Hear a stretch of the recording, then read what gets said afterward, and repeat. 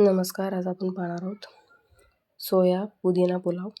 त्याच्यासाठी सोयाबीन घेतले ते मी पाण्यात गरम भिजायला टाकलेले आहेत.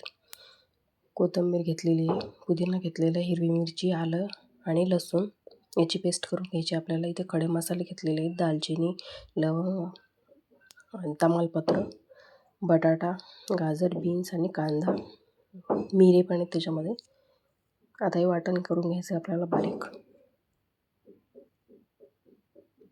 इथे मी एक कढई घेतलेली आहे, त्याच्यामध्ये आपण 2 चमच इतकं तेल टाकून घेऊया.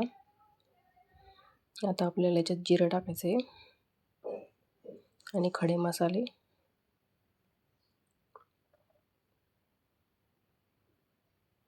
आता आपण याच्यामध्ये कांदा टाकून घेणार आहोत.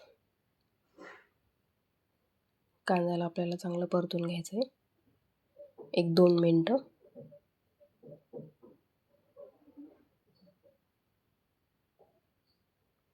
आता आपण याच्यामध्ये हिरवं वाटण टाकणार आहोत. पुदिना, हिरवी मिरची, लसूण, अद्रक याची पेस्ट टाकणार आहोत आपण. याला पण आपल्याला चांगलं मिक्स करून घ्यायचं, एकजीव करून घ्यायचे.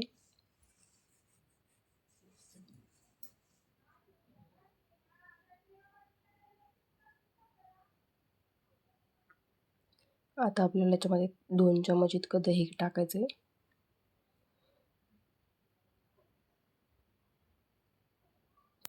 तुम्ही लहान मुलांसाठी करत असाल त्याच्यामध्ये हिरवी मिरची कमी टाकली तरी चालेल.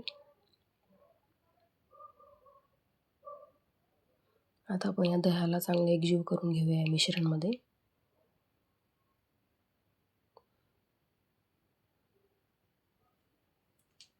आता आपल्याला याच्यामध्ये सोयाबीन टाकून घ्यायचं आहे आणि आपल्या जे चिरलेल्या भाज्या होत्या त्या टाकून घ्यायच्या आहेत. गाजर, बीन्स, बटाटा, इथे वाटाणा आणि फ्लावरसुद्धा टाकू शकता तुम्ही. आणि सोयाबीन तुम्ही फ्राय करून घेतले तरी चालेल.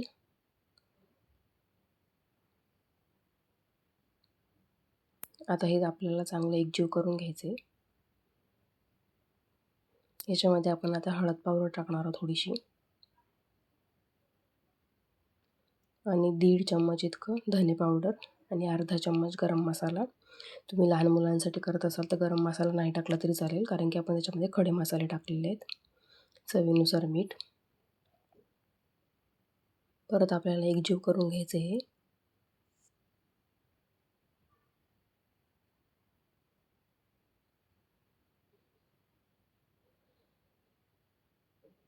आता आपण याच्यामध्ये थोडं गरम पाणी टाकून घेऊया. मी इथे 1 वाटी बासमती तांदूळ घेतलेला आहे, त्याच्यासाठी 2 ते 2.5 वाट्या पाणी टाकलेलं आहे.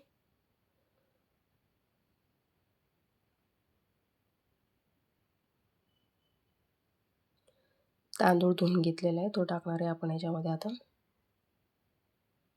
तुम्ही इथे दुसरा तुमच्याकडे जो अवेलेबल असेल तो तांदूळ वापरू शकता.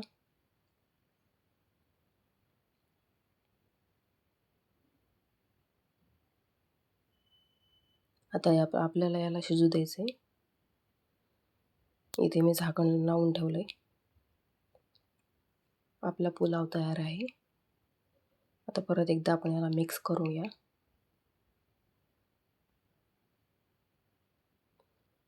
अतिशय चविष्ट होता हा पुलाव, नक्की ट्राय करून बघा. याच्यात 1 ते 1.5 चम्मच मी तूप टाकलेलं आहे.